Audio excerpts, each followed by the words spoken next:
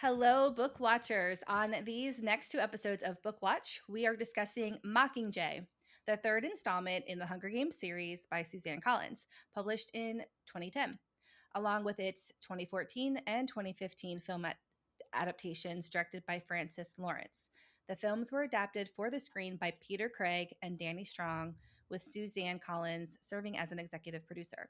The audiobook is narrated by Tatiana Maslany. This week, we're covering Mockingjay Part One, both the cast and the plot points. And next week, we'll be covering Mockingjay Part Two, both the cast and the plot points. I am Sarah-Daye.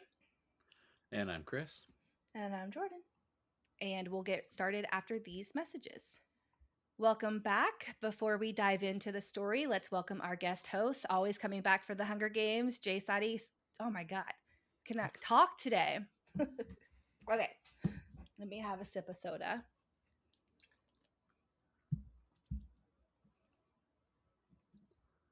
Welcome back. Before we dive in, let's welcome our guest host, always returning for the Hunger Games, J Scotty St Clair. Woohoo! Welcome. Are you coming to the tree? Thanks for having me. I think her version is my favorite. Tatiana does a version too, but I think I'm so used to the movie version that when Tatiana does it, I'm like, no, that's not right. Hers has a little bit more vibrato throughout it, and I like it, but it's not the same. Yeah. Mm-hmm.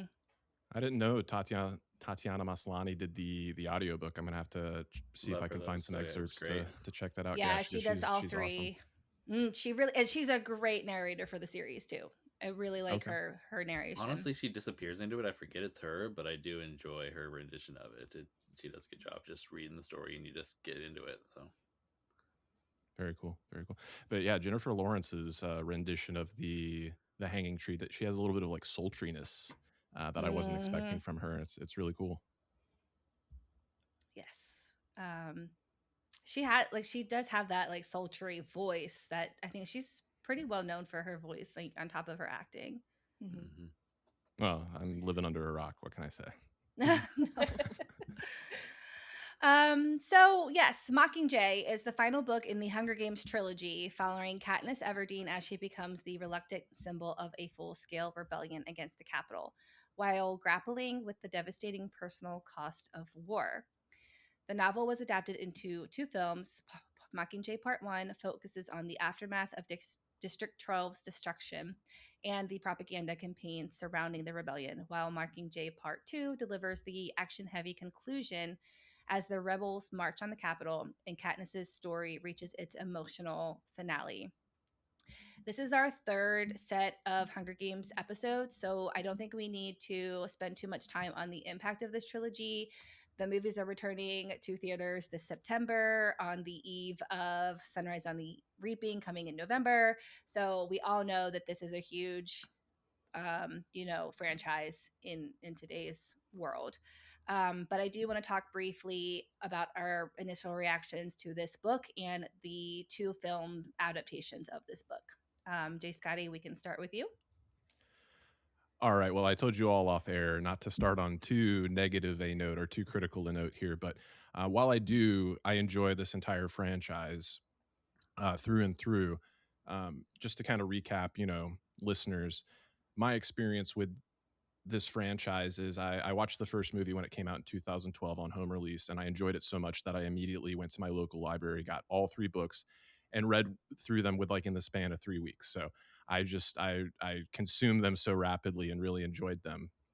When it came to the movie adaptations, I felt like it was a little bit of a series of diminishing returns. I liked each one a little bit less each time. And revisiting this, this was reaffirmed for me. But I will say, I think a lot of that is the decision to split the story into two parts. And I know we're here to talk about part one, but I do think that was just kind of a mistake in hindsight and retrospect, especially being on the other side of how this franchise has continued with things like the Ballad of Songbirds and Snakes. That is an epic story that comes in around 2 hours and 45 minutes. And it works. And I think it's really well done. And I think in hindsight, if they had done something like that with the Mockingjay, I think it would have worked more effectively, because part one's good and does so much in terms of the themes, especially the propaganda aspect of this story. It really comes to a head here. but there's just so little action in the first one that I think it hurts the pacing overall. So that's just kind of where I'm landing overall on the book and the adaptation as far as part one goes. Do you think that they should have condensed part one a lot and kept part two as heavy as that was, and just added that like maybe hour 45 minutes to part two? Yeah, I think that would have been the way to do it, which even as I'm suggesting that, it's tough because part of what is so great about this adaptation is I think we've been saying it about all the movies, but there are certain sequences where like line for line it's like straight out of the book and such a faithful adaptation. And I think that is one thing I will leverage a lot of praise to the two-part adaptation here. It does, like, I think more so than any of the other books, there are like extended conversations where it's like are they going to change this line? Are they going to cut that line? And no, it's verbatim. You get these Mm-hmm. rich sequences and exchanges that are straight out of the book. But from a film perspective, that ends up being a lot of people talking in rooms. And I think it does just hurt things a little bit. So I think that would have been the way to do it. Yeah, tighten things up in part one in District 13. And then we could have gotten to the action a little bit faster. Mm. In a lot of ways, this one is a bit of a departure from the Hunger Games theme, because the first two are we're going into the arena, we're going into the arena. This one, they try to make the second half, the city, feel like we're going back into the arena. You know, they Mm-hmm. Sure. say welcome to the Hunger Games again, but it Mm-hmm. never quite captures the same experience. It's just more, it just gives you that all that action right at once in the second part. But yeah, you're right. The first half is a lot of boardroom meetings, a lot of showing the trauma that she's experienced and how she's Mm-hmm. trying to dig her way back out of that, and that's all Yeah. important. And but because the book spends so much time in Katniss's head, experiencing those moments, experiencing what she's thinking about, and how that's affecting her, we don't get that all translated as well to the screen, I feel like. Absolutely, absolutely.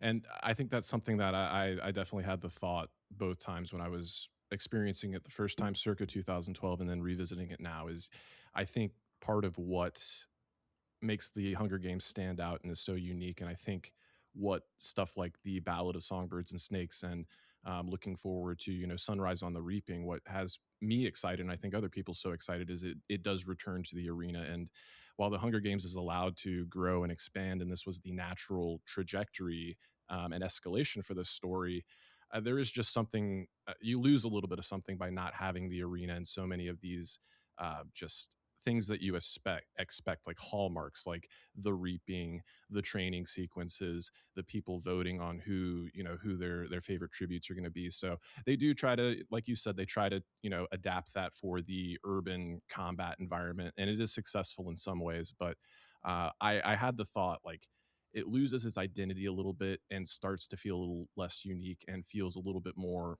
of just like the ilk of like the standard like sci-fi revolution a little bit. And I think that's where it loses a little bit of the spark and the glimmer for me a little bit. Even like visually, it's so much more gray and Mm-hmm. muted, and the costuming is a lot, just like it's a little more bland to look at. I do think that might be on purpose, though, because the Capitol is supposed to be this very flamboyant, bright, energetic place, but they're being attacked by the rebels right now. And I think that's more of a visual, representation of that, like, war, cost of Fair war. point. It's like Fair dimming point. everything. Absolutely. Yeah. I was going to argue with you at first, J Scotty, but then I was thinking about it and I was like, when I go and I watch or reread the Hunger Games, I'm never coming to Mockingjay. I'm always going Oh. to the original Hunger Games and the original Catching Fire. I probably have seen those two films, you know, over a dozen times each since they came out. And then I was watching Mockingjay Part One and Part Two, and I'm like, this kind of feels like the first time I've ever seen it. Like, I know what's going to Mm-hmm. happen because I have seen them before and I just read the books. Like, I know what to Mm. expect. But, there's some scenes that stick in your mind, like Part Two in the tunnels with the mutts, and Oh yeah. I can't even talk about it yet. I know. And what happens in there. But like that sticks, and that even that, like, on TikToks, like the edits that get done like feature a lot of scenes from that part of the Mockingjay storyline. And then Mm-hmm. most of the other scenes that get brought up like in pop culture are from one and two. And there's not a lot like you said, there's not a lot of action. There's not a lot going on in Mockingjay that is memorable, that really sticks with you, other than those like major points of tragedy. And so I have to agree, like it it's a lot heavier, and I think a lot of what happens in Mockingjay is important, like recognizing the propaganda war between the rebels and the Capitol, and the game of, you know, how do we use this symbol of the rebellion, you know, to make our side, using PETA against her on the Capitol side. Like all of that is important, valuable stuff, but visually, like as a film, it's just like, I'm like, girl, I'm playing games on my phone. I'm sorry. I can't lock in on this the way that I'm locked in on Catching Fire and the Hunger Games, where you have Yeah. those times in the Capitol, everything is bright and like exciting and new and unique. Like you said, J Scotty, this does feel like Divergent or like other urban Yeah. combat war movies where it's like you're right, it loses that kind of special sauce of the Hunger Games. And I think the second part really feels like, with all the action scenes, it feels very rushed in the book and in the film to me. I felt like I was jumping from one thing to the next, and that's good, but I felt like I lost some of the, you know, there's so much contemplation in the beginning and so much talking and all that, and then you're just scene after scene after scene after scene. And like, it almost could have been told better in like a out of time storytelling. You put some of these scenes in with the other parts and kind of bring us forward in the story while giving us some of those conversations throughout might have helped a little bit. Yeah, I could see that. I think especially if you were going to squish them into one movie, that would have been great, because you can combine some of those boardroom meetings and like things that happen in Katniss's head. You can kind of squish them all into one bigger scene and then go back to some action and then come back to another boardroom Katniss inner monologue scene and then back to some action, and it would balance it a lot better. I agree. Well, there's even the therapist in the book that she could have had a few moments of talking with her therapist actually and sharing her thoughts. We could have gotten more of that inside her head that way in a moment or two, even if it's just voiceover as we're talking about something else or showing something else. Yeah, I don't know, just script doctoring now, but you know, it's fun to do sometimes. Yeah, they're good notes. They're good notes. I think they definitely would improve, because I'm thinking, we had a couple of scenes where it's Coin and Plutarch having their exchanges, and what the movies have kind of famously done, at least in my opinion, is you get so much more time with Snow, just because you do have these sequences where it's him and you don't have Katniss's singular perspective. You actually get to see what he's doing and dealing with off screen in the book, if you'll allow that. Follow me there. But another thought I had as we were just talking about how, Chris, you brought up how things feel kind of rushed towards the end. I absolutely agree, especially in the book. And I think it's something, a trend that I kind of noticed across Catching Fire into the Mockingjay, like the book specifically here. And I know we talked about it in that episode, but the quarter quell felt like it was like relegated to the last third of the book, where with the first book, it felt like you had the last half of that book was dedicated entirely to the games in the arena. I think even more so in the Mockingjay, like the pacing just gets a little like wonky for me, and it feels like so much fallout and so many ramifications all happen in those final pages. Like you don't really get the time to like sit with it and feel with it, and it's over, and it just kind of feels like a little like neck break, and it's definitely bittersweet and it works and it's poignant, but I always just feel like I wish I had a little bit more time to sit with the impact of some of these losses. Agreed. Especially losing some of our big characters. I was already a blubbering mess, so I didn't need any more time to cry more. So I disagree. Just like, and like we could talk, we could talk about it, because a lot of those things happen in the next part. Yeah, sure, absolutely. But absolutely. there are things that I noticed, because I would be crying when something happened, and then there would be something else. Like, okay, just gonna say it: when Finnick dies, you cry. And then they come out after they're running through, and like the beams are coming down, and they get back out to the streets, and there's the wanted posters. The first one you see is Finnick, so you're right in your face again. We just lost Finnick. And then with Prim's death, you really don't get time to process what happened with her. It explodes, you're moving on to the next scene, but then Buttercup comes back at the end, and she and Buttercup have that moment of like, she's yelling at the cat, and then they bond. Listeners, I already told my co-host here that I was probably going to cry a lot in these episodes. So this is your warning. Every time I pause, it's probably because I'm collecting myself. But yeah, so I do think I don't think that the emotions were too rushed. I didn't get emotional reading it in the book, but again, that's probably because I'm listening to it and I'm usually doing other things, so it didn't hit me as much Okay. as the movies did. Although I will say it's always the music that Yeah. really helps with that emotion, to me Mm. at least. Yeah. The music makes me feel things. So real. Well, and while all of that is true, like you don't have time to process it, I think Suzanne Collins did that on purpose because like we're in a True. war zone. We Yeah. can't Exactly. sit and cry and mourn the loss of our dear friends and our sisters and all the other people, Boggs, all the other people who are dying. You literally can't sit and process that because there's peacekeepers coming around the corner and there's a pod that's going off Mhm. and mutts are coming. Like you can't, and that's the reality of that kind of situation. And so I Sure. think as far as like keeping you as a viewer in the moment with Katniss and with Gail and Peta and like everybody else who's there, like as a storytelling method, like it makes sense, and it worked for me a little bit because you really feel like you're on the squad and you're going through it with them because you Mm. also Yeah. don't get that time to process. Mhm. But that's where like some diversion from the book of like you don't get those days, weeks of Katniss wandering around like a zombie after the fact, and Right. all she's doing is reliving that and processing that Mhm. and grieving that. Like that they take that part out, which makes sense. I'm on board with that change, Sure. but that's like she does take time to process and grieve and go through these things again, and we don't get to do that with her. It's just bing bang boom and then movie's over. Mhm. Get out of we got to clean the seats for the next showing. Like get out of here. um To so piggyback off what there's you were that kind of saying balance. about being in a war, and somebody else had mentioned that like all the pods, everything was just happening so fast and it's very chaotic. Like you just said, Jordan, yeah, it is a war. And my husband and I just rewatched Saving Private Ryan for the first time in Mm. years, and talk about chaotic. Like, yeah, Hmm.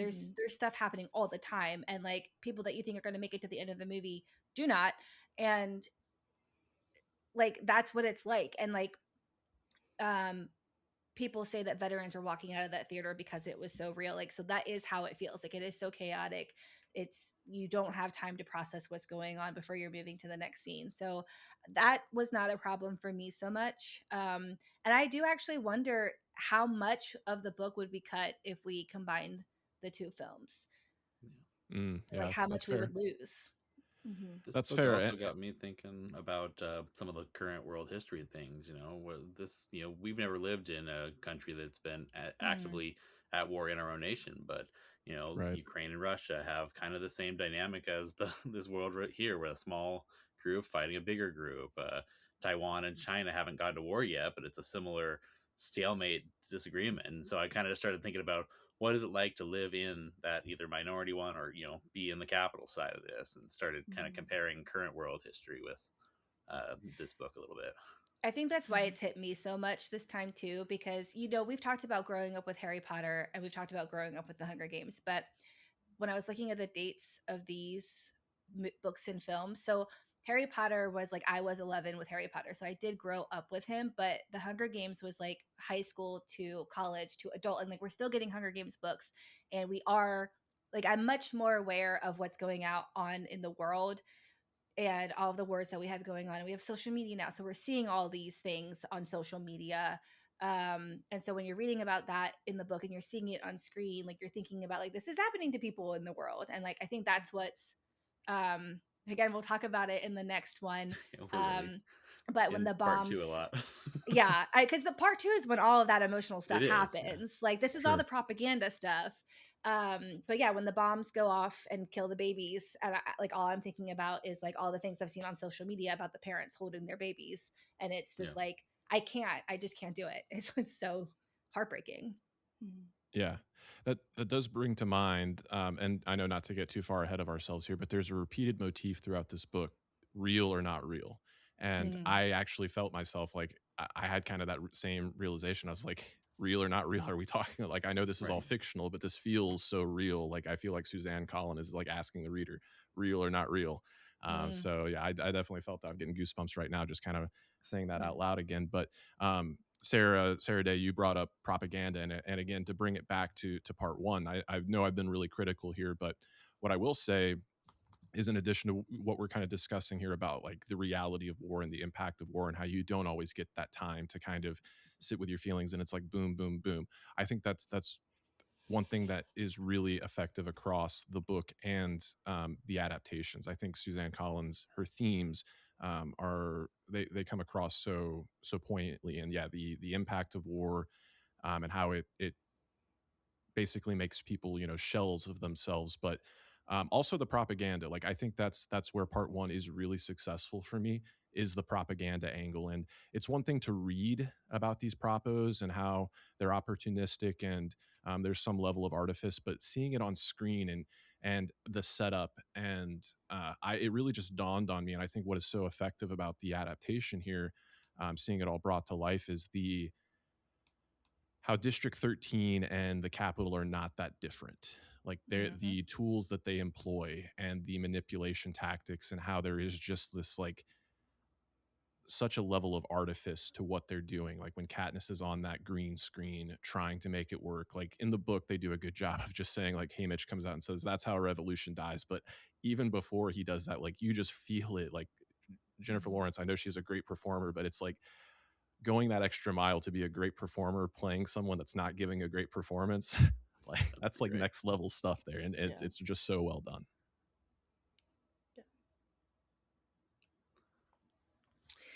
All right, well, that was our initial thoughts. So Okay. let's get into the conversation.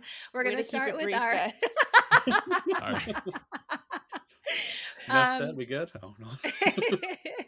I mean, it's a 22-minute episode already. Wrap it up. Sorry. Okay, I'm gonna run through the cast. I'm not gonna do the cast that we've seen the past two movies, so I'm gonna start with new characters. But if there's any acting that you want to talk about, Katniss, Peeta, Haymitch that we've seen, feel free. But we are introduced to President Coin, played by Julianne Moore, Boggs, played by Mahershala Ali, Cressida, played by Natalie Dormer, Masala, played by Evan Ross, Pollux, played by Eldon Henson, Ajiria, played by Sarita Shudhuri, who is an original character created for the films, and then Commander Paylor, who is played by Patina Miller. Somehow my husband has never seen these films, and so he saw Pollux. He's like, "Oh my god, it's Foggy!" And he was so Yeah. excited to see that Foggy one. on screen, as was I. But yeah, I Playing a mute love. of all things. Yeah, right. I love Mahershala Ali as Boggs. He, So like, from the good. get-go, we get to, in the book especially, you get to see Katniss go from, I don't know about this guy, and then there's a line at some point where she's like, I decide to like Boggs. I decide that, this Mhm. guy's cool. I'm glad you brought that up, because I was wanting that line from the book so much. It's because they just had the exchange with Finnick, and they come back up, and everybody's giving her a hard time about her appearance, and he says, "We just saw Finnick Odair in his underwear. Nothing's going to shock Yes. us Nothing at surprises this us. point in Yeah. time." And she's like, and at Yes. that point in time, I decided I like Boggs. Yes. Mhm. And he just, we only see him in this movie here. He's new to these films, but he just immediately is so captivating to me, where it's like, finally another adult that, beyond Haymitch, like, this guy is looking out for her. So finally, Genuinely an cares adult in the about her. room is looking out for Katniss and her physical and emotional well-being for once, because from the Hunger Games to President Coin, Plutarch, like, all of these people always seem to forget this is a child. She's 17. She's seen 17. It's crazy. unspeakable horrors and been traumatized to hell and back, and nobody seems to care until, Haymitch cares throughout, right? He's got to process his own trauma. He's drinking and all that. But, like, Boggs cares. Boggs sees her, he makes the comment, like, take the makeup off of her. She's a kid and you made her look 35. Like, he sees her for who she is. And then they have the conversation, I think, in the beginning of part two, of the film, where he says, she's like, why are you looking out for me? Like, you don't owe me anything. He says, Oh, because you right. deserve it. Yeah. And that was a part that I wasn't expecting to get emotional, but I was like, she does deserve it. Like, she has been through so much. She has done so much already at 17 years old. She absolutely deserves it. And I was so excited to see another adult, credit her that way. And Mahershala Ali's performance was just like incredible from start to finish. So I just want to really give him his flowers. And like, we know Bro can act, like he's him, but like, just this was probably the first performance of his that I ever saw, and I didn't even like appreciate it. But now, like, older, Right. like having seen other stuff that he's been in and like knowing the quality that he can do, he brought that quality here when like he could have written it off. He could have like been like, this is a small role, like I don't really care, but like he didn't. He gave his all. And like now that I've rewatched this performance, like it's gonna stick with me for a while. So Mm-hmm. definitely want to shout him out. Yeah, Boggs was the standout for me too, but you did such a great job covering him. I won't belabor the point any longer there. But I didn't have anything prepared to say about it, but just like looking at the list of names we have here, I will give a call out to Patina Miller, because I think that's an instance where in the book she definitely had a few notable like standout sequences, but I was a little surprised. And again, I don't want not to get too far ahead, but the character of Commander Paler, like she ends up in a very prominent role. And I remember in the book, I was like, oh, of all the choices they could have made, I guess she makes sense, but she comes as a little surprise. Not so in the movies. Like that performer, Patina Miller, she has a commanding presence, and the way she just Mhm. delivers like these speeches that just stir something within my soul, as well as, the characters on screen. She's just really a standout performer, and perfect casting there for the way they kind of repurpose that role ever so slightly. Natalie Dormer has some Marvel cred with Captain America, and I think she's got some other stuff. Game of Marjorie Thrones is Terrell. probably what, yeah, yeah. Recently. But yeah, she's the one that gets to kiss Captain America in the office when and gets Peggy all jealous in the first movie. So that's always where I remember her from. But I know she's definitely got some other credits that people really like. So I think she came up recently. My wife and I were trying to figure out what it was. We remember her name coming up recently from, but we were thinking she definitely has some. It would be a good choice for some of the romanticy characters coming up soon for friends or Mm-hmm. the siblings stuff. So we were talking about that a bit as we were going through this movie. A good performance. All right, we can move into our key plot points.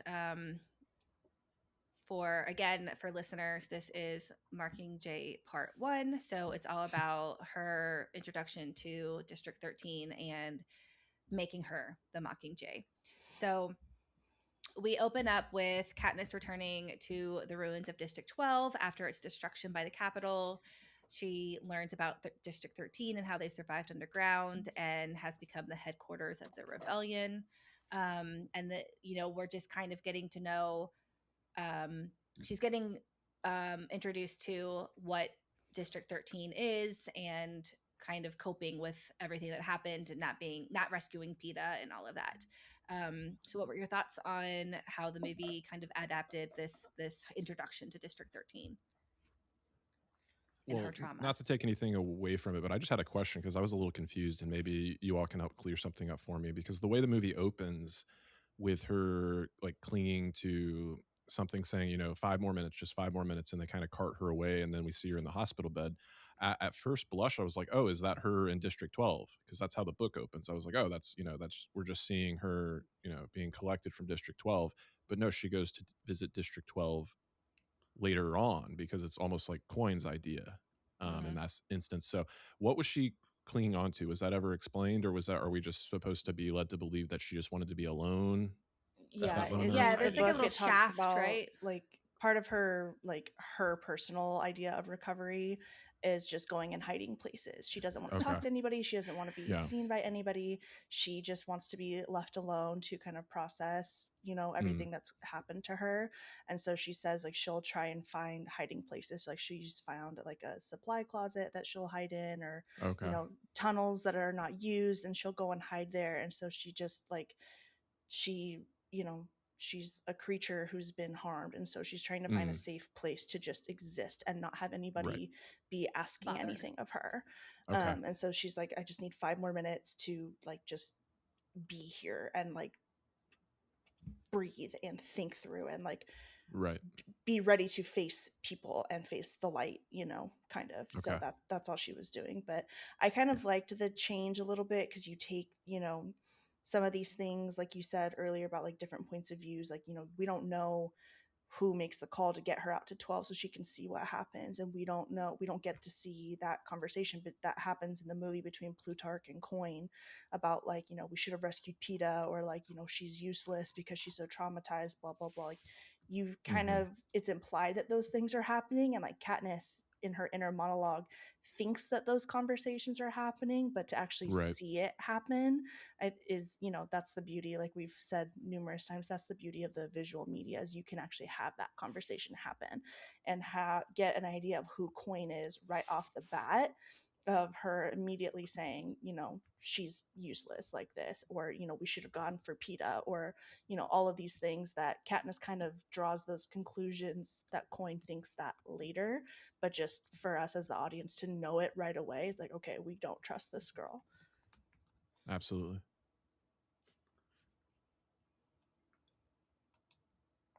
Speaking of Coin, we don't spend too much without before she asks Katniss to be the Mockingjay and be the symbolic face of the revolution, and she really doesn't want to do that. She talks to Prim, and Prim basically says, "Listen, you can ask for whatever you want to ask for, and they have to give it to you. Like, they need you to be the Mockingjay." So this is when she asks for the other tributes to be immune, especially PETA.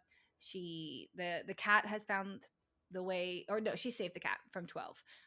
So she wants Prim to keep the cat. And she asks for a few more things in the book that we don't see in the movie. The movie uses the cat as kind of a comedic relief moment. But what did you guys think up to this point? I thought that showing that she's the pinnacle of this rebellion, that they really do need her, that Prim giving her that notice was from the book, but also really worked well as yeah, you're important, you can ask for whatever you want at this point. I really liked that. I think it was the hunting was one of the other things that she asked for in the book, Yes. that they introduce it later by saying, hey, they're allowing us to go hunting. Was fine. It didn't need to be any different. It was not an important part of the stuff, but being able to ask for the immunity and them giving it to her and saying, okay, well, if you'll do this for us, you are that important to us. It really showed just how pinnacle she is to this whole rebellion, that without her, they've got nothing. Well, and she does this after we see PETA for the first time with Caesar Right. Flickerman, like Oh yeah. calling for the ceasefire. And we get that scene of all the people in 13, like calling him a traitor, saying he's one of them, and like, calling out for his blood. And again, everybody seems to forget that he is a kid and he's being abused and tortured and manipulated by the Capitol to say these things. Like, and tensions are high, we're in the middle of a war, okay, but like, I'm gonna keep coming back to this fact, so forgive me, but like, these are children. Mm, These are kids, and he is doing what he has to do to survive. He knows that if he doesn't do whatever they want him to do, he will be tortured and killed, Mm-hmm. and And the book, he's trying to survive. And I think you're gonna say this, Chris, sorry to cut go you ahead. off, Yeah. but like, Katniss knows that. Katniss thinks that, like, oh, she knows who he is. And she also figures out that this could have been filmed That's right after he got rescued from the arena. right. Once we see the second one of him looking terrible and, emaciated, she's like, that first one could have been filmed at any time. Who knows what's happened to him since then? He's Mm-hmm. calling for a ceasefire. And that's what, that and the conversation with Prim is what makes her say, okay, we need to rescue PETA. He needs immunity, and then I'll do whatever you want. And it always, always, always comes back to protecting PETA. And that through line is just who she is we're going to protect the innocent, we're going to protect Prim, we're going to protect PETA, we're going to protect even these civilians later on, where she gets so enraged. It's a hospital, the district, the Capitol bombs a hospital, and that's what sets her off. And you get that iconic line of, we burn, you burn with us. that's a hospital, that's a war crime. Like, you can't do that. And that's always what gets her fired up and willing to keep going, is these, terrible crimes against innocents. What makes Katniss who she is. Right.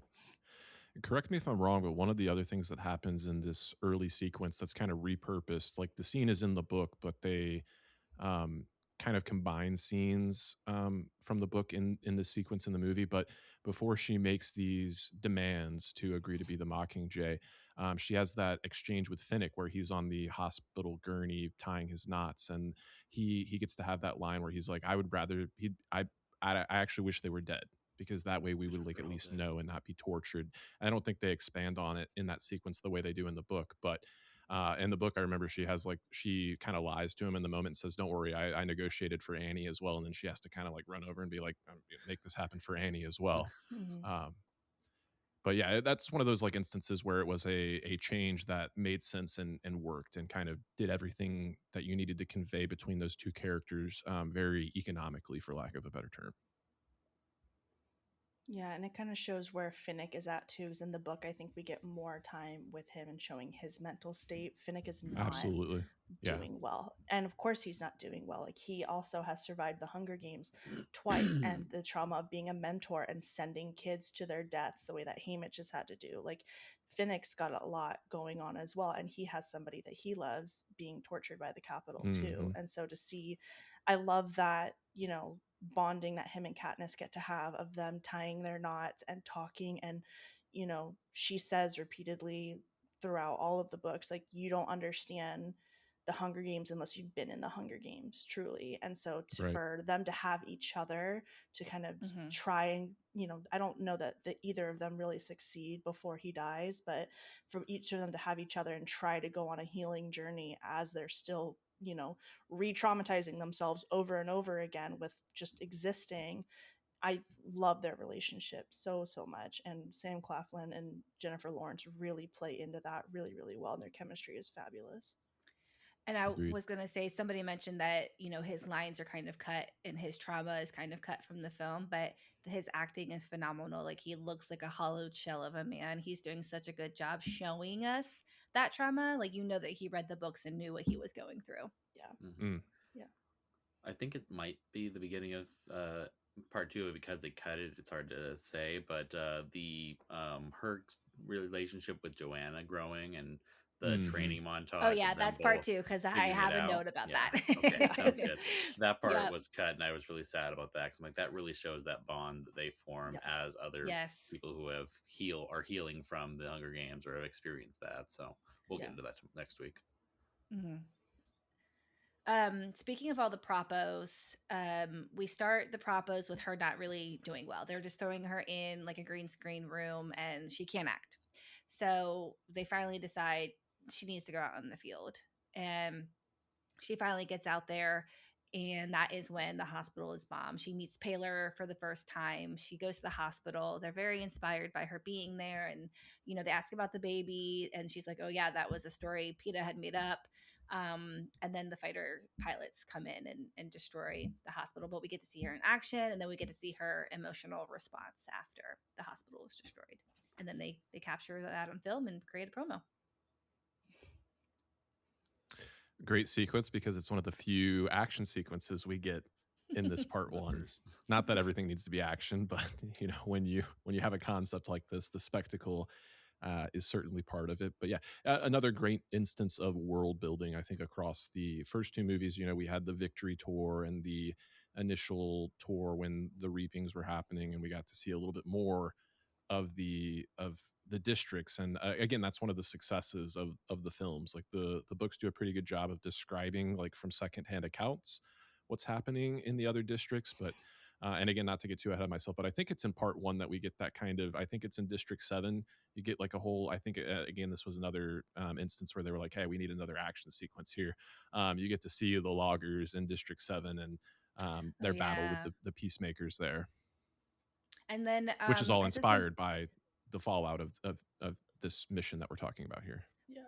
there's also her song, the hanging tree, Mhm. Oh inspires yeah, yeah, them yeah, as yeah. well. And I can't remember if this is the same scene or not, but the group that goes to the wall and like blows up the The wall. power That's in this plant, one. yeah. Yeah. Okay. Yeah, the Yeah. power plant. Yes. Um, Yeah. And the Haymitch makes the point, like, you know, he has this whole conversation, which again, like, I love Haymitch and Katniss's relationship too, where he's like, you know, let's talk about the good things about Katniss. When did she make you feel something? And they mhm. have that whole scene about like all these unscripted moments where she just does something off the cuff and, you know, just reacts live to a moment, and that's what leads her to be able to go to District 8. And then, you know, she just off the cuff with Foggy or Pollux sings the Hanging Tree song, and that gets turned into these propos. And it's like, those, you can't teach that kind of talent and that kind of, like, again, like who she is. Like, the hospital scene, I always cry at the hospital scene, and her speech, you know, it, Mhm. that is who Katniss is. That is why she is the hero of the story, and that's why she's such an inspiration. That's why the Hunger Games live on so much, just like as a franchise, because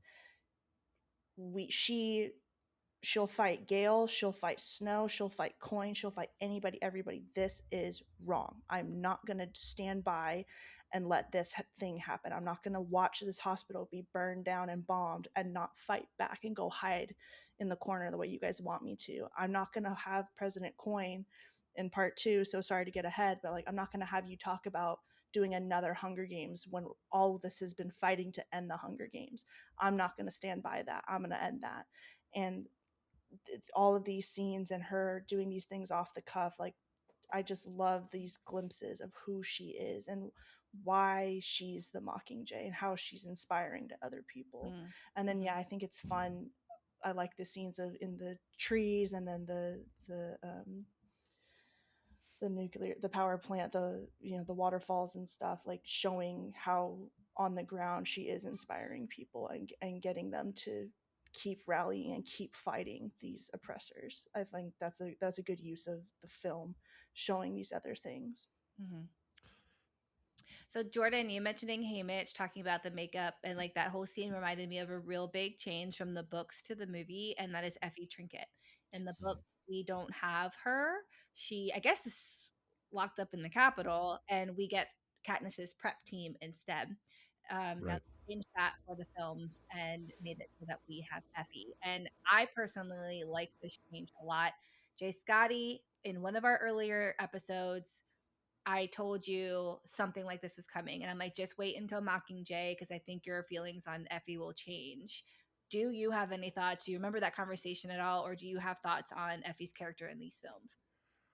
I vaguely remember that conversation, and I don't remember the specifics of it. I'm trying to retrace my memory. I think maybe I said something to the effect that, was she like underutilized, I felt. That sounds right. Yeah. Okay. Okay. Yeah. Well, yeah, this is definitely, I mean, it makes sense. I totally get why they would do it. You have an actor like Elizabeth Banks, who I absolutely love. She kills it as Effie. Yeah, but she was kind of just like relegated. And I think it works in the books. You know, you feel her absence. And that's something we haven't really touched on either. But I think it makes sense for the story. But I think one of the reasons it just kind of like doesn't feel as intrinsic to the grand scheme of the Hunger Games is Katniss is really isolated from a lot of her relationships. I mean, obviously Peeta is the big one. They spend so much time, less time together in the story, especially in part 1. But even like Haymitch, like they've had a, you know, a sordid history of like kind of being at each other's throats, but always kind of landing that they're on the same team. And you don't really have those conversations, and I was missing those a little bit. But yeah, to bring it back to Effie, it makes a lot of sense to have her be kind of this like conduit for the capital experience in District 13. Now, that being said, I do think, you know, the level of depravity and description that they go to with the state that the prep team was in the books, you lose a little bit of that. And I get you have to make this palatable to, you know, a wider age group and make it a little bit more four quadrant pleasing. But again, as we were kind of discussing, like Katniss having these opportunities to demonstrate who she is, unscripted, raw, willing to fight back for people. You know, she gets a lot of flack for that from the people in District 13. Like, why would you? Even Gale's like, these people like basically dressed you up to die. They put you on a silver platter, and now you're coming to their defense. You lose a little bit of that, but because Effie is such a core part of the team, making that change, I can forgive all of that, but it is noted. And the You line know, that they're like children kind of goes back to us saying that they are literally children for the people in the Hunger Games. You know, she says that Right, about the right. prep team. Like they don't know. They're like children at their Yeah, mindset. They yeah, have one. They've been taught one thing. They know one thing, and so they're just doing what they've been told, and they can learn. this scene that's in the book also plants an early seed of what Coin and District 13 can do. And sure. I think um, that fuels Katniss later on believing Snow. Like, well, she did treat these people this way. And then it's the like wanting to do the Hunger Games with the Capital children. And then Mhm. Coin's not a good person. So this kind of plants that early seed that makes us believe later on in the book that it's really not a good, there's two evils here. Absolutely. Yeah, They're all politicians. yeah, I'm kind of torn on this decision to change it to Effie. Like, definitely, for movie viewers only, you don't have any real connection to Katniss's prep team. Like, you Fair. don't get a lot of scenes. Most of the scenes that are supposed to be between her and various members of her prep team just go to Effie in Catching Fire, especially. So for movie viewers, it definitely made more sense for that switch to happen. But like you said, Sarah-Daye, like, you lose seeing the dark side of the Coin and the dark side of 13, and like they're just as, in a lot of ways, they're just as bad as the Capitol, and just as bad as Snow. And so, like, this is one of those changes that, like, I totally understand. And when you see Elizabeth Banks as Effie, you're excited. You're like, oh my gosh, Effie's here, and we don't have to wait until the very end of the book, like after everything is basically already said and done, and it's just the execution left, and that's where she gets to come back, and you're left kind of wondering what happened to her. So I like knowing what happened to her earlier, but now that you've said all that other stuff, Sarah-Daye, I do kind of wish that even if they had just shown Effie in that cell and her being emaciated Yes. and starved and punished, and like if they had given her that background and shown that level with her instead of the prep team, I think that would have been a better balance.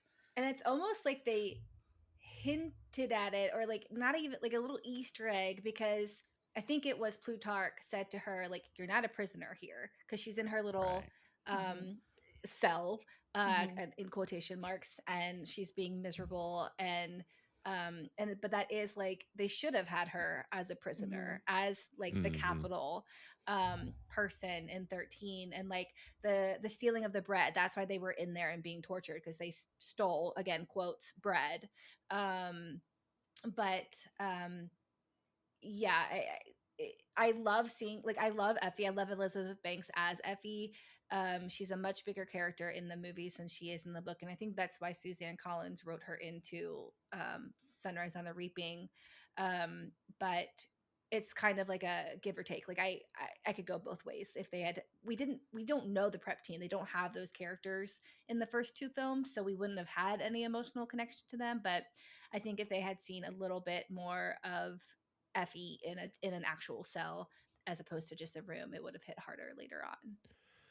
Yeah, and I think there were some opportunities, whether it's the prep team or whether it's Effie. I agree. I didn't think about it in the moment, but yeah, having her actually experience some like real discomfort in the cell and be treated a certain way because she is so representative of the Capitol would have been welcome. But one of the sequences in the book that I really enjoyed is Octavia is kind of like at her ultimate low, and there's like a young child from 13 that's like, why are you green, are you sick? And it's like, it's meant to be pretty. And she like breaks down in tears and she's like, I think you'd be pretty in any color. And like that's so heartwarming. And you could have done that with Effie in some regard, like with the fact that she didn't have her wig and was doing the little like doo-wop or whatever you call that that Yeah, hair the hair situation. Just Turban have like, situation, yeah. yeah, just have like some kid, like reaffirm the fact that she places so much, emphasis on outwardly appearances. That could have been a really nice moment in exchange. Well, and that would have served the purpose to, like, that scene in the book of showing, and Katniss says this in part 2 with the people coming out of the mountain, of the nut. She's like, we're all people. We're each Mm. other's neighbors. We're all supposed to be on the same side against the Capitol. And so to show that, like, yeah, you can have somebody from the Capitol who, you know, is just had the fortune or misfortune of being born there, who grew up covered and, you know, drowning in the Capitol propaganda, who didn't know any better, and then somebody who grew up in 13 and has only heard their propaganda their whole lives, and they can still find some common ground and some humanity with each other. Like that scene, like it's such a short one-off scene of like, you'd be pretty in any color, but like that's that humanity that we're fighting to save in this Absolutely. rebellion. And so I wish that scene, like, it was so fast, it could have been in there for 10 seconds, but I wish it had been included. I get a little worried throughout this whole film about how easily Gail's willing to commit war crimes, and we see some Oh of yeah. that with the nut and the things like that, and the argument they have between they're willing to kill us, why shouldn't we? He's just got so much anger about them destroying his home in Yeah. 12 that he's so ready to just kill as many Capitol or anybody who simps with the Capitol at all, and that Mhm. part gets rather intense for a bit between them, and that's kind of why they, I think, ultimately can't end up together in this story, Yeah. because she and him have Oh such yeah. Well, and that's different Well, something he that, created the perspectives. bombs. Yeah, yeah, exactly. it was his plan. Yeah. Well, and that's something that throughout the books you get a little bit more of. He's been talking like this before 12 got bombed. Oh yeah. He's Oh been yeah. talking like this since book 1, since their first hunting trip where we first meet him and Katniss. He's been like this. He's been for the rebellion. He's been anti-capital. He's been saying anybody who's with the capital deserves death. Like he's always been this way, and you just like, he's just never had the opportunity to act on those feelings, and now he does. Now he's given a gun and is trained, and it is, you know, Soldier Hawthorne. And so now and he gets to talk to Beatty, somebody who can actually take his traps and snares and his plots and traps and, you know, actualize them in a war zone. Like he just hasn't had the resources to fulfill his, you know, bloody dreams of revenge against the capital until now. But he's always been like this, and it's always turned Katniss off. It's always been something that she's like, well, you know, there probably are innocent civilians. Like there's they have kids too. Like they're not everybody is President Snow. Like not everybody is evil. Like yeah, you know, President Snow, the game makers, like, you know, politicians, whatever. Like yeah, those people, but like her her crew, her style team, she's like, they're like children. They just don't know any better. They've never known any different. And so like you can't punish them just because they were never able to know. She's like, we don't know what the other districts are like. And so there's always from the beginning that tension between her and Gail, where you're right, Chris, like they tried to make it like a twilighty kind of like love triangle thing. That was never an option. Like if you read these books and you see what Gail is like and how frequently him and Katniss butt heads, and how she fundamentally cannot support the harming of innocents and he is willing to harm innocents, you're right, they can never end up together. And so that's why, like, the team Gail, team Peta, shut up, Nothing. get out of my face with that. Don't even. Peta was always the only option for her. Yeah. And I will die on that hill. I will too. I'm right Yeah. there with you.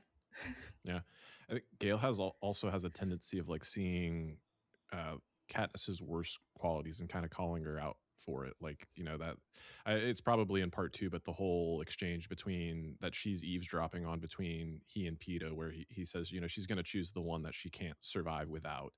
And you get a little bit more of that from Peta. And I realize I'm getting ahead of myself with part 2 and some of the things Peta gets to say to Katniss. But I also think just thematically, Gail kind of represents Katniss's past and what she's comfortable with, and like there's a lot of, you know, allusions to the fact that like she's being seen in this, like there's a character that's not even in the movies, Deli. Deli, I remember in the book, she says something like, "Oh, everyone always looked at Katniss as like remarkable and extraordinary." She's like, "No, I was not friendly. That was nobody." Like, so I think that is kind of representative of Gail, that tendency to be a survivor and protect only herself and what's close to her, and she has to grow beyond that. And Peta kind of sees her for all the qualities that she could be, which we get to see in moments of action. It's not something that she necessarily reflects on all that much, but her actions show who she is, and Peeta has always seen that all the way along. So could only end up one way. Yeah. So speaking of Peeta, he gives one last propo where he he's being interviewed by Caesar, but our District 13 and our rebels have finally broken into their system and are playing a Katniss propo, and he kind of breaks through his hypnosis, if you will, and warns that they are going to be bombed. That bombs are on their way. So I think he gives them like 13 minutes or 7 minutes, 10 minutes, something like that. Yeah. 10 minutes extra time to evacuate all of the buildings. And then after that happens, they've agreed to do the rescue mission. And Haymitch says, like, they've already gone. Who do you think's going on the mission? And we have one final kind of propo that they're trying to distract the Capitol with. So our rescue team can go into the Capitol. I believe this is when the roses happen, and Finnick needs to go on instead. So until we get to the actual rescue, how are you feeling? Like the cat disappearing and waiting for Prim, and everything that happens with the light and her coming to the realization, and then that final propo. That scene was a lot less intense in the book. Like, everybody safely made it inside. Like, yeah, it was kind of a last minute until the doors dropped, but it was not like raining and dark and like the bombs had not Sure. dropped yet. Like, it was, but like you said, J Scotty, like there's not a lot of opportunity for action scenes in this first half of the book and film. And so they kind of had to up the stakes a little bit at some point, and so this was probably the best way to do it. But yeah, so the Peeta is able to give them a warning and kind of solidify that he, kind of prove to the non-believers that he is being tortured and held against his will and forced to say these things against his will. And he, like you said, Sarah-Daye, he does kind of break free for a moment and decide to me, the way I read it was like he was of sound mind that whole time. He was just doing what he felt like he had to do to survive. Maybe he had made a deal with Snow, like, I'll say whatever you want as long as you don't kill Katniss if you guys win, something like that. And to me, like, knowing that the bombs were coming was him making a choice that I know I'm going to be killed and tortured for, giving up this plan, but I'm going to do it anyways because I can now see Katniss and I love her and I want to protect her. And that's what we do for each other. We protect each other. So Well, there's a line like, also that is he's still playing the game. He's Yes. still in the Hunger in the Games. book. Yeah. Yes, right. Just like they all are. Like Katniss says, like, I'm still playing the game with Snow. I'm, Finnick is still playing the game. So you're right, Sarah-Daye. The bombs drop.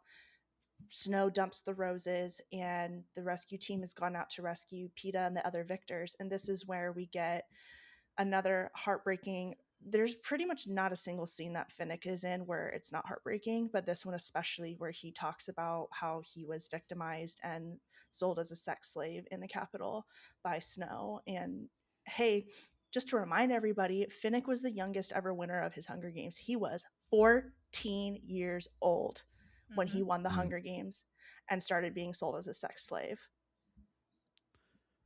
Yikes. I can't even. Yeah, no, it's gross. So it's disgusting, and it horrendous. And so for him and Katniss kind of has that realization as he's talking about his experience and all the secrets he got. She's like, we in the districts watching him, we always thought that he was, the Capitol's darling, and that he just took a lot of lovers, and he was, the Capitol's whore, and he liked it, that he was part of it, and he, loved, he was voluntarily reveling doing these in things. it. Yeah. Yes. And she's like, oh my God, he was a victim. He was a child victim of sex slavery. Like, she's realizing this in that moment, the same time that everybody else is. And she's like, it could have happened to her too. Absolute, yeah. That could have been me. That could have been Peeta. Like, we could have, like, and it just kind of revitalizes her willingness to fight. Like, this is what we're fighting against. this is why what we're fighting for is to protect these children from having to go into Hunger Games and be victimized like this.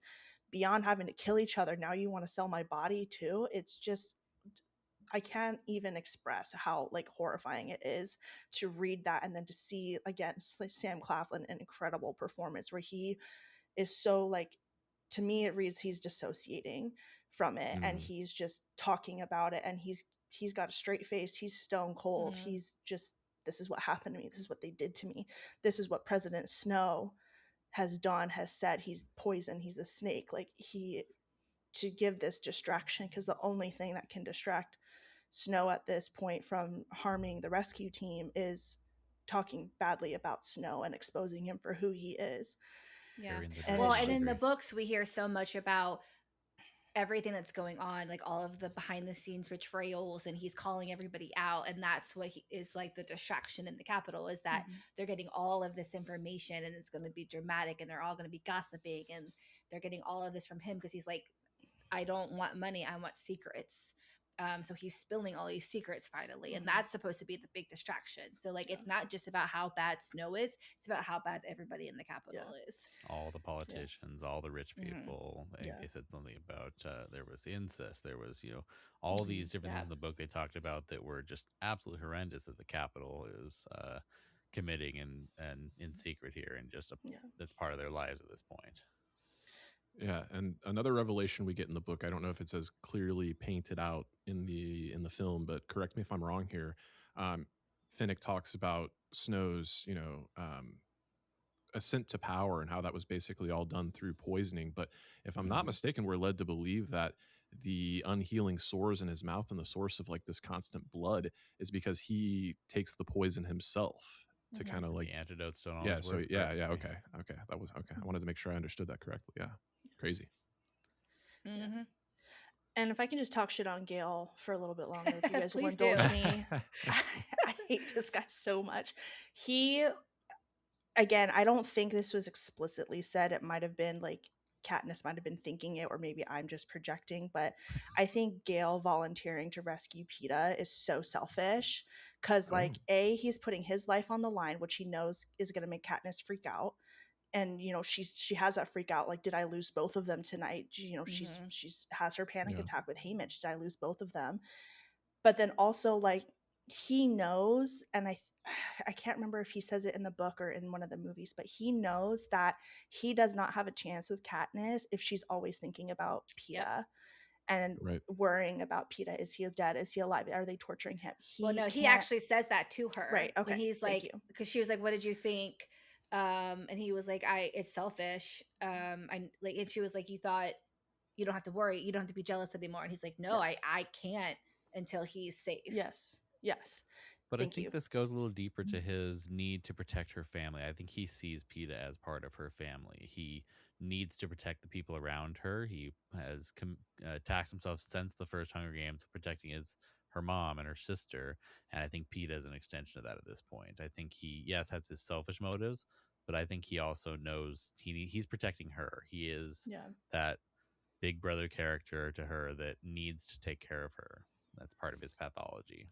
Yeah, I think that could definitely be part of it. But like for Peeta specifically, like it's because he wants to be with Katniss, and he knows he can never be with her if Peeta is in danger. And even if Peeta dies, she's always going to be wondering about him and missing him and thinking about him. And so, you know, yes, I think that's probably a good part of it too, Chris, is that he wants to protect Katniss and keep her happy, but ultimately that is still selfish, because he wants to protect her and the people she loves and keep her happy so that he has a chance with her, not just because he's a good dude.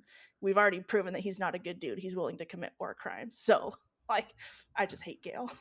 Well, that makes him a little bit more of a multi-layered character. Maybe that gives him a little more depth than before. But totally. I'm with you. I don't want to defend Gale, because I definitely don't love people who are willing to kill children. So right. It also brings to mind, I know this is a line that comes later on in part 2 and in the book later on, but he says something to Peeta to the effect of like, I should have volunteered to take your place all the way back on that first reaping day to protect her. So it's not really because he feels like he's got to protect him. Again, it's to protect Katniss, not because I owe you anything. But again, it is he's not a good dude, but there is at least some level of like nuance there. He's not Yeah, a one note character. totally. And it is the way he Right. grew up. He grew up looking out for himself and all of his siblings. I think it was that he had a bunch of in the book. So I think he Yeah. just has deep trauma of his own that we don't get aired out as much in this. But he was the one that brought everybody that did survive out of 12 out. He was already doing that back in 12, taking care of everybody. So I think he literally just has this savior complex, and he's watching Katniss do it on screen. He's trying to live up to her in some ways too. He's trying to be this hero that he knows he can never quite hold up to in reality. So he's a man with a fragile ego. Aren't we all? I'm something of a man with a fragile ego myself. No, you're right. He is a nuanced character, and he is fascinating to analyze and to read. I remember when these movies were coming out, and the girlies were, Team Gale, Team Peeta, Team Gale, and then just again like rereading and rewatching now as an adult, I'm like, we cannot be falling for the Gale propaganda. Like we have to stay focused. Peeta is Nick and Annie. Team Finnick and Annie, Team Peeta, and ultimately, and the other thing too, just on a broader level for the Hunger Games, this is not a romance story. This was never meant to be a romance story. Katniss's goal always is to protect Prim. Everything is for her sister. Everything is about her family, protecting the people she loves. That circle of people she loves expands. It adds Peeta, it adds Finnick, it adds Haymitch, but she never ever is thinking the whole Hunger Games. She never is, do I want to be married to Peeta? Do I want to be married to Gale? That is never a conversation she has with She herself. even tells Gale, like, she can't think about this right now. Yes, like, she doesn't want to pick. Like, this is not her goal. Well, it's also like, we've got a war to fight, brother. I'm going back into the Hunger Games arena. Like, I've got some real life shit to deal with. I cannot be playing these stupid teenage romance games with you, dude. Like, get a grip. And I appreciate that part of Suzanne Collins, making it very clear, at least from Katniss's point of view. I could not give less of a crap about who do I want to date or who's a better kisser. Like, I don't care. I want to save Prim. I want to prevent the Hunger Games from happening again. Like, this is real. This is a war, and I'm here to fight this war. I do not have time for you boys and your nonsense right now. And that this is all happening the same time as, Twilight and Edward and Jacob and these other, franchises that are more romance focused. And so to have, this heroine who could not be bothered was incredible at the time. And I think that's why Katniss and the Hunger Games, like, part of why they've stuck around so much is because we've got bigger fish to fry than what boy we're gonna date. Great perspective. Yeah. Okay, so the mission, well, we don't know how the mission goes. Snow admits that he knows they're there, and she freaks out, like you said earlier, Jordyn. Did I lose them both? But they come back. They're saved. We see the reunion between Finnick and Annie. We see Joanna had shaven, and then we're introduced to Peeta. They're like, go in, go see him. And he attacks her, and we're left with like, WTF is going on. And now I can't remember if the conversation happens at the end of this movie or in the next one about the hijacking and the tracker. I don't remember either. I think it's the very end of this one, because she goes back. She's attacked by Peeta, and then she goes back and watches him, and it ends. And he's with like him, thrashing freaking around. out. Yeah. So we do get a little explanation in this one. I think, Plutarch and like Beatty get to tell her at the end of this movie, but then in part 2 is when Peeta gets the chance to tell her about like some of the hallucinations and asks her like, you were stung once as well. So they have a little bit more of an in-depth conversation. Yeah, But and that's I think this whole scene is why they did the two parts, was just because they wanted the emotional impact to sit with you for a whole year of PETA attacks her. PETA tries to choke her out and kill her. This could have ended right here, because of what the Capitol wanted out of this, turned him into a weapon, and that was what the impact was supposed to be at the end of the part one. Yeah, And because it Gail's like, accomplishes they let us go right out, and so yeah, because PETA is the weapon. Yeah, and it brings to mind in the book. I know they have like an extended explanation of like the terminology of hijack, and that just kind of brought to mind something I really appreciated about this book, and it was present all in the first two books as well, but it just really kind of came to a head for me in this book, and I think because there's so many instances of it, but like hijacked, and again the allusions to like the democracy from the people before, and you know the people that ran civilization into the ground, and Plutarch gets to have the explanation about like Panem and the bread and the circuses and stuff like that. But I really kind of honed in on PETA's name, and it's like obviously it feels like a bastardization of like Peter, but it's also like the theme of bread and how he's the baker and how this bread is like the source of like their memory and their relationship. I was also like, pita bread, how did I never think about that before? It's like even like Katniss is like something that was found in nature that they turned into a name, and it's like it makes sense that like language as it is changes and evolves and civilizations come and go. It's like there was this notion of like pita bread, so we'll name our kid Pita, even though it's spelled differently. It's Pita when it's pita bread. But anyway, total aside, but I just like that about this world building and this franchise. You do see the footprints of the past a little bit. You see what she's showing as our society having caused this to end up being where we end up. Yeah.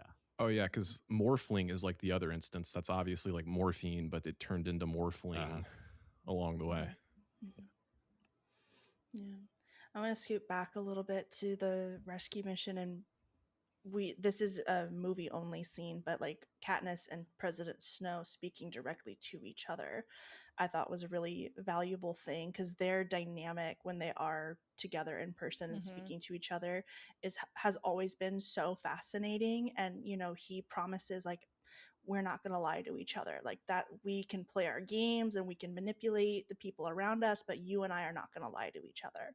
And so to actually get that opportunity for her to talk to him and him to talk to her and say like, I know you have troops in here rescuing, you think you can get by me and I wouldn't know? Please. Like that is just like that, adding those layers to their dynamic leading into part two and that final conversation in the garden. Like I think that was a good addition to put in this film, to give them that direct conversation.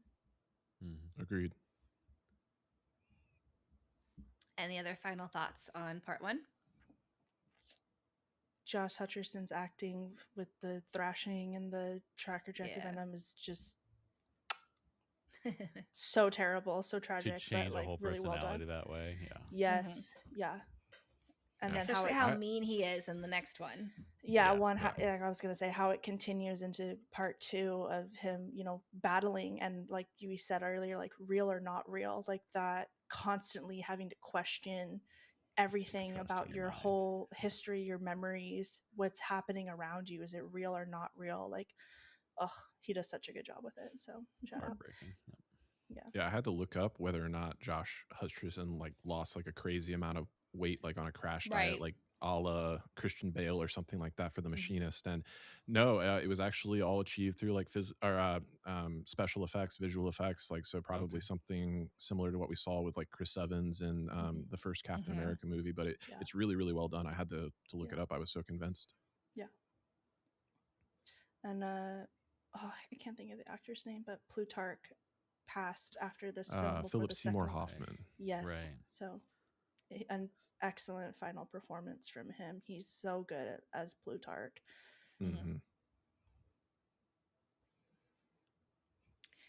All right. Well, we're going to wrap up part one, and we'll see you next week for part two. No copyright. Probably didn't come through. I think my mic cancels out with. No, it did well. It did well. We got it. That's a wrap for today's episode of BookWatch. I hope you enjoyed this journey into the world of page-to-screen adaptations. If you loved today's episode, don't forget to subscribe, review wherever you listen to podcasts, and share it with your fellow book and movie lovers. If you'd prefer to watch along, you can check the show out on YouTube. You can follow the show on Instagram at BookWatch Podcast, and you can follow me, Sarah-Daye, on Instagram at captain.mcdee. That's MCDEE.